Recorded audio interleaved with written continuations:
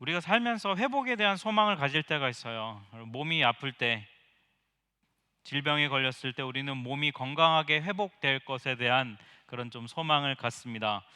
또 감정이 상하고 마음이 무너지는 일들을 경험할 때 우리는 다시 마음을 잘 추스리고 감정을 잘 컨트롤할 수 있는 그런 상황에 대해서 또 소망하게 되죠. 또 집안의 재정 상황이 좀 어려워지거나 어떤 집안의 위기가 닥쳤을 때에 그 위기와 어려움을 잘 넘어가고 그리고 평범한 일상으로 회복할 것에 대한 그런 소망을 갖게 돼요. 이처럼 살면서 현재보다 좀 더 나은 상태로 회복되는 것에 대한 소망을 우리가 종종 그렇게 갖게 되는데요. 근데 사실 소망하는 대로 되지 않을 때가 참 많습니다. 현실이 녹록지 않거든요.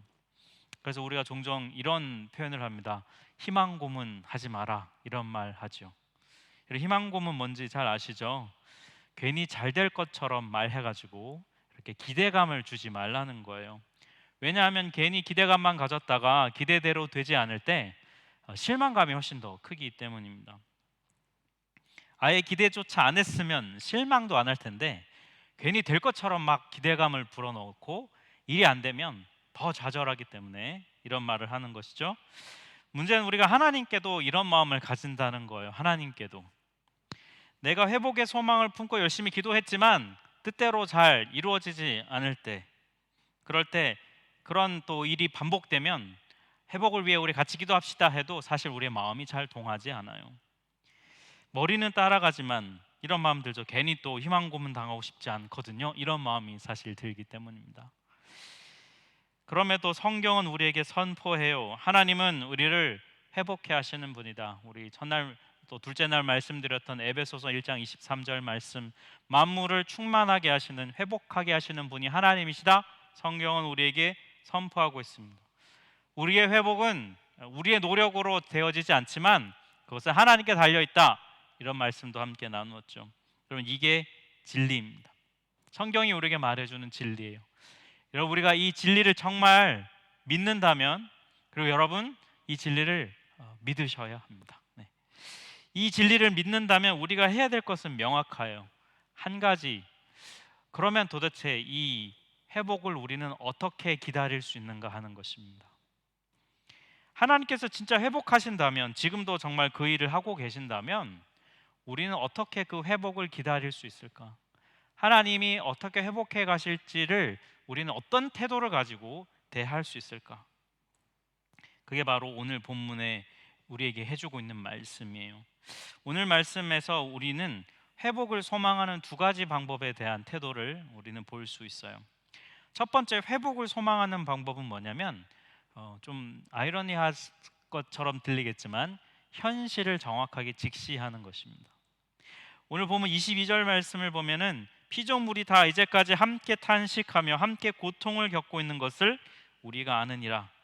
이 바울은 이 땅에 창조된 하나님이 만드신 피조물, 이 현실을 말해주고 있어요. 하나님이 선하게 창조하셨는데 그 세상이 지금 신음하고 있고, 왜냐하면 고통당하고 있다는 거예요. 인간의 죄로 인해서 그렇죠. 바울이 이 현실을 적나라하게 말해주고 있습니다. 근데 우리가 잘 알다시피 이 22절의 말씀이 우리에게 어떻게 드러나고 있습니까? 근래 2, 3년간 이 코로나 팬데믹이 바로 그런 현실이 되겠죠. 눈에 보이지도 않는 정말 아주 강력한 이 독감 바이러스가 사람들을 죽이고 일상을 멈추고 파괴하고 그리고 재정적인 손해를 엄청나게 입음으로 말미암아 여기저기서 탄식과 고통을 경험했죠. 또 어떤 피조물의 현실이 있을까요? 최근에 언론이나 많이 보도되고 있는 기후 위기를 말할 수 있을 것 같아요. 지구 온난화로 인해서 여러분 극지방에 그 엄청난 양의 빙하가 많이 녹았던 현실을 우리는 지금 보고 있고 앞으로도 더 심할 거라고 하죠. 생태계 변화, 이 유럽 땅의 가뭄이라든지 산불이 멈추지 않는다든지 태풍이 심하게 온다든지 폭우가 내린다든지 이런 이것은 더 이상 여러분 남의 얘기가 아니고 먼 얘기가 아니라 우리가 살고 있는 땅에서 일어나고 있는 현실입니다. 피조물이 신음하고 있어요. 또 우리가 지금 닥치고 있는 이 전쟁의 현실을 보고 있습니다. 이 러시아와 우크라이나 전쟁이 단순히 여러분 영토 분쟁의 이슈를 초월한다는 걸 우리는 톡톡하게 경험하고 있지 않습니까? 에너지 수급 문제로 인해서 물가가 폭등했잖아요. 그러니까 서로 협력하여서 너는 자원을 갖고 있고 뭐 우리는 기술을 갖고 있어 서로 잘 협력해 보자라고 했던 그런 협력 관계들이 다 깨어지고 있는 현실을 보고 있지요. 독일을 포함한 이 유럽 연합이 지금 신재생 에너지 사업에 더욱 적극적인 움직임을 보이고 있는 이유가 뭡니까? 에너지 확보하는 일을 다른 나라에 의존해서는 안 된다는 걸 지금 처절하게 경험을 하고 있잖아요. 이 전쟁이 속히 끝나야 합니다. 여전히 사람들이 죽고 있어요. 그죠? 하지만 분명히 이 전쟁이 끝난다 하더라도 이 전쟁으로 인한 우리의 삶에 가져온 많은 변화의 여파는 분명히 굉장히 클 것이에요. 아무튼 이 2022년 근래 한 2, 3년간요. 우리가 처한 이 현실을 가만히 보면 이 코로나 팬데믹과 기후 위기와 전쟁과 같은 이런 모든 엄청나게 급격한 변화의 한 복판에 우리가 지금 서 있다는 거예요. 그리고 이 말씀드린 언급한 이런 일들은요, 다 우리의 힘으로 당장 극복할 수 없는 부분이라는 것입니다. 이런 현실을 여러분 정확하게 직시하다 보면 자연스럽게 뒤따라 나오는 반응이 뭐냐면 탄식이라는 거예요.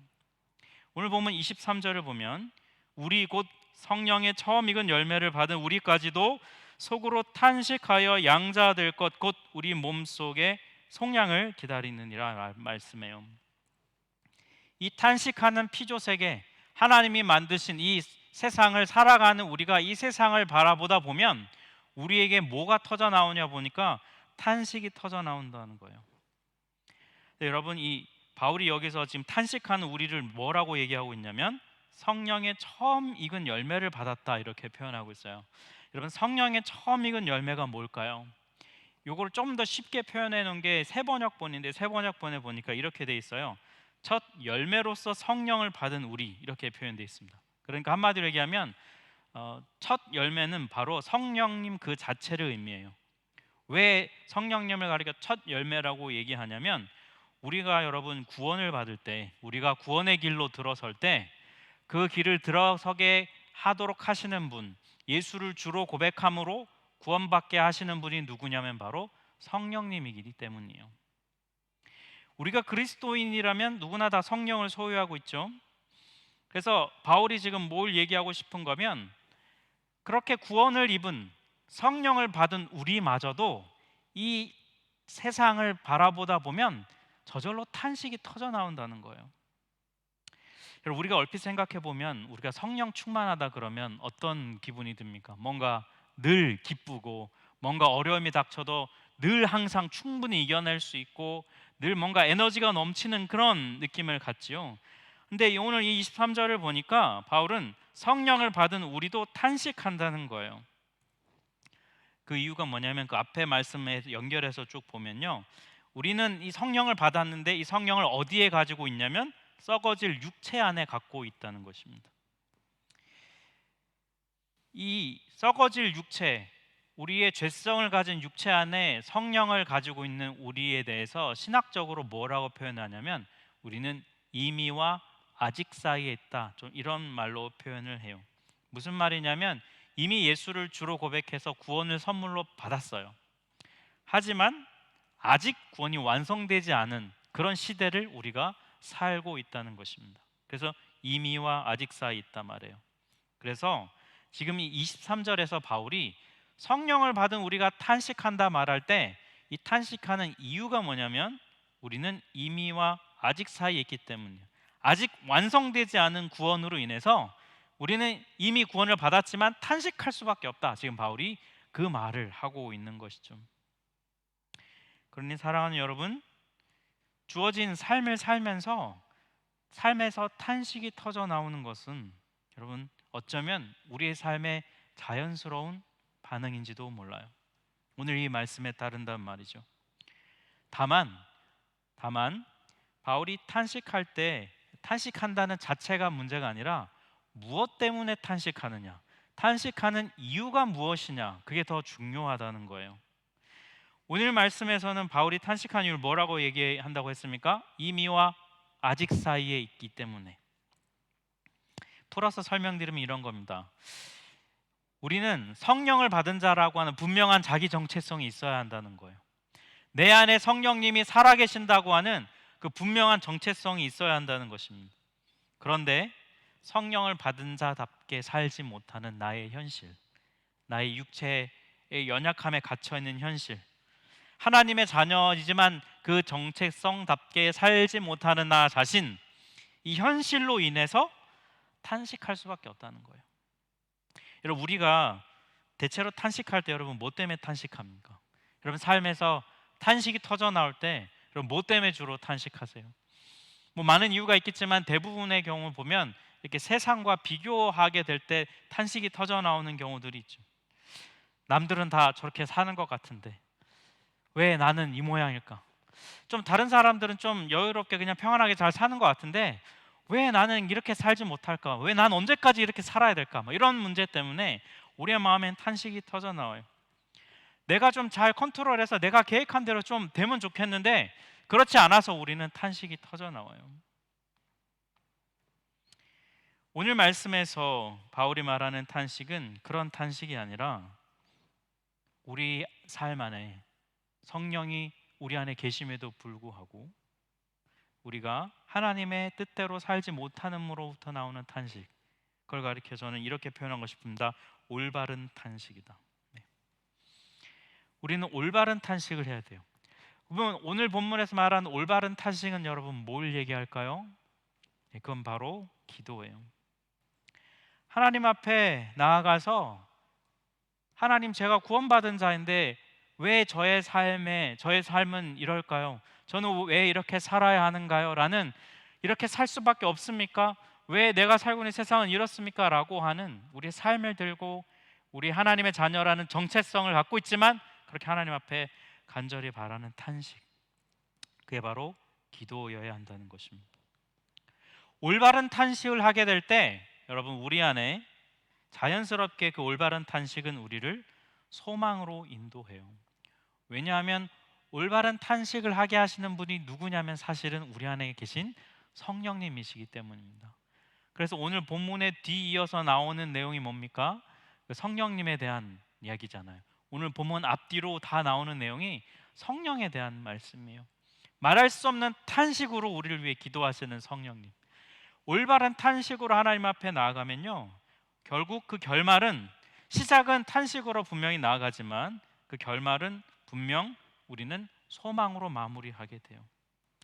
여러분, 결국은요 우리가 꼭 이런 거예요. 그러니까 결말이 뭔지를 알면서 보는 어떤 드라마나 영화나 어떤 스포츠 게임과도 같은 것입니다. 성경은요 어떻게 보면 우리에게 스포일러예요. 우리에게 이미 얘기해 줍니다. 우리의 결말이 어떨 것이다, 우리가 어떤 결말을 맞이하게 될 것이다 라고 이미 우리에게 얘기해 주고 있어요.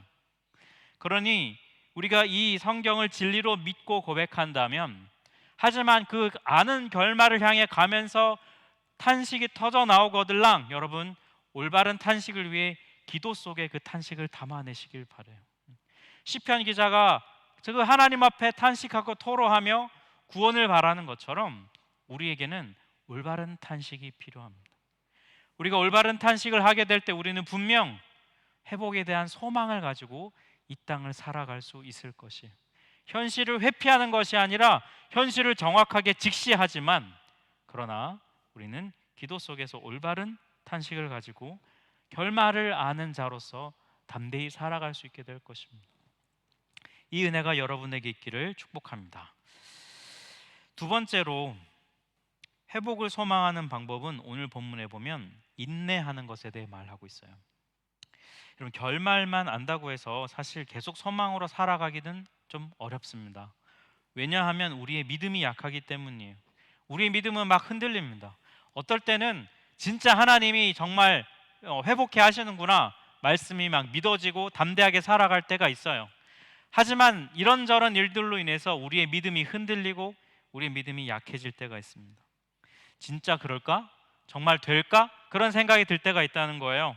그런 의심이 들 때, 그런 우리가 회복을 소망하며 이 땅을 살아갈 수 있는 방법은 인내하는 것입니다.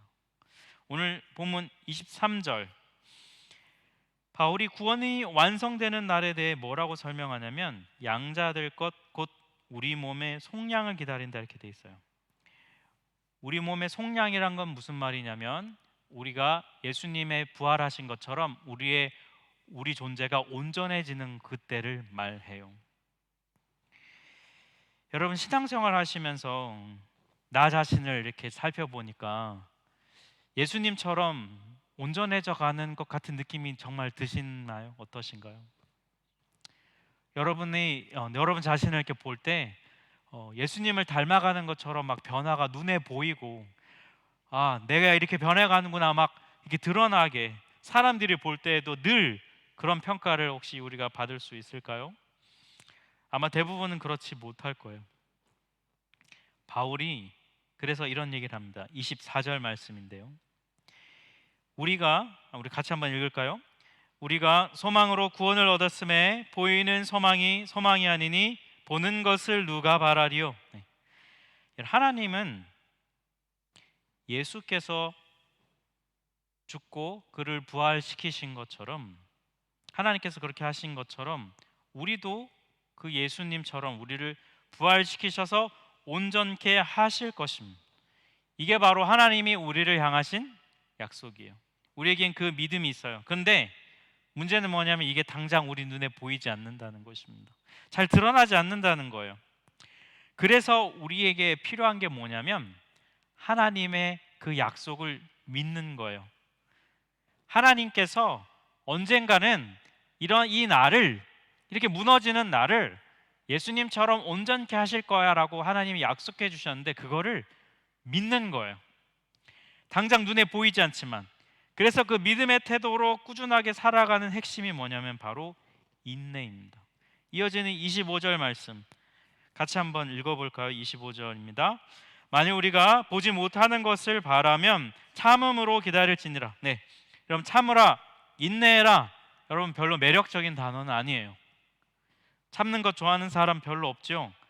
근데 오늘 말씀을 보면은 참는 것과 그 앞에 나오는 24절의 소망, 25절의 참음을 이렇게 바울은 연결시키고 있다는 것입니다.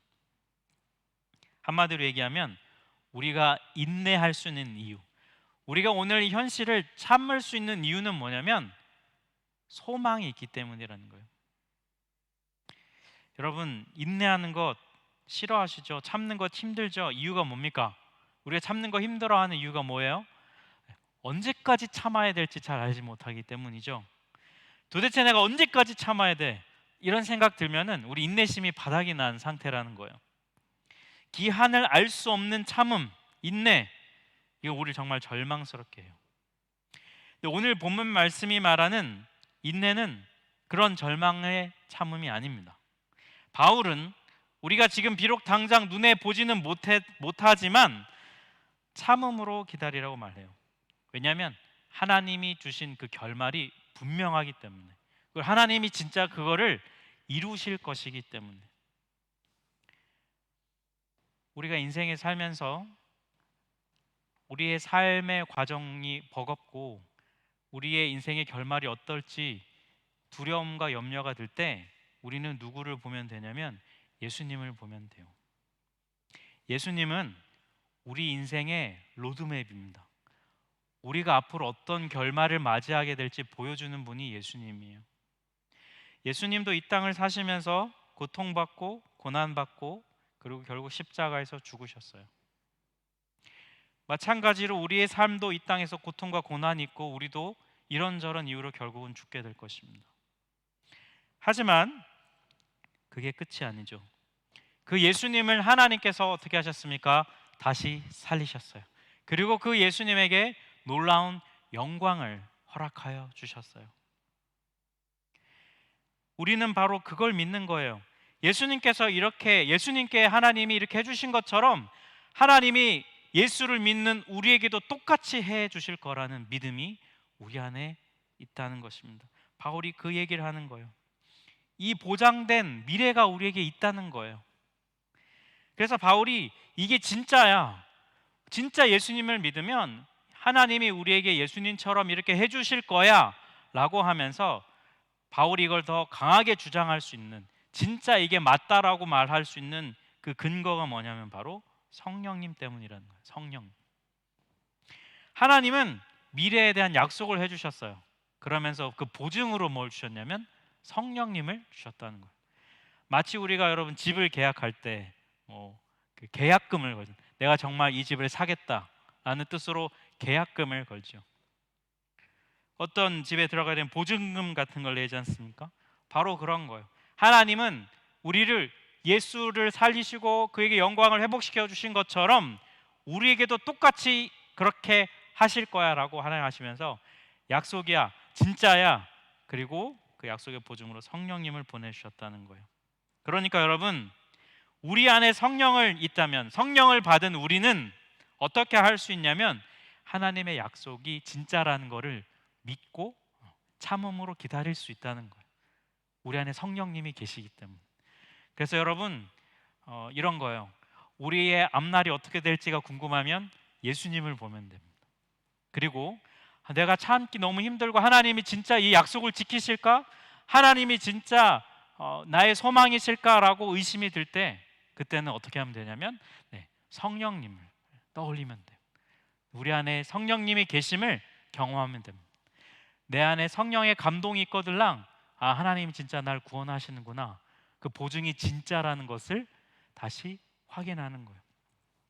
그래서 바울은 말합니다. 우리는 소망할 수 있다. 우리는 소망할 수 있다.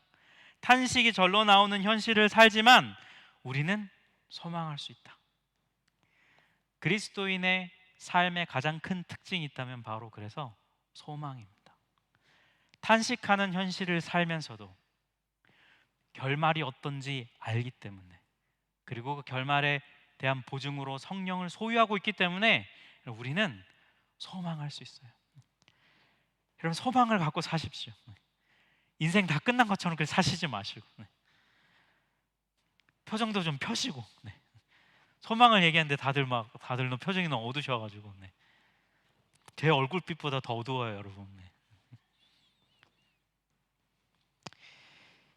저의 목회 스승이셨고요. 그리고 다음 그 설립 2주년 사경회 때 주광사로 오실 그 김병년 목사님께서 이렇게 매일 성경 큐티한 걸 이렇게 좀 나눔을 해주세요. 사실 솔직히 말씀드리면 매일 다 읽지 않아요, 여러분. 매일 열심히 보내주시는데 사실 매일 읽지는 않습니다. 근데 오늘 이상하게 마음에 감동이 있어서 이렇게 열어봤어요. 근데 오늘 그 나눔 중에 여러분과 좀 나누고 싶은 부분이 있었어요. 오늘 본문이 그 에베소서 6장 말씀입니다, 여러분. 그 영적 전투에 대한 말씀인데, 그 말씀을 묵상하면서 목사님이 이런 내용을 쓰셨어요. 제가 한번 그대로 읽겠습니다. 대적한 뒤에 무너진다. 힘들 때 든든히 섰지만 오히려 위기가 지난 후에 무너진 사람들이 많다. 임기를 마치는 날 헌신하여 하나님께 드렸어도 30대가 남아있고 40대가 다가오며 50대의 유혹이 찾아온다. 부르심에 헌신하고 은퇴하는 날 망가지는 선배 사역자들의 모습이 생생하게 떠오른다. 진리로 무장하지 않을 때 일어난다.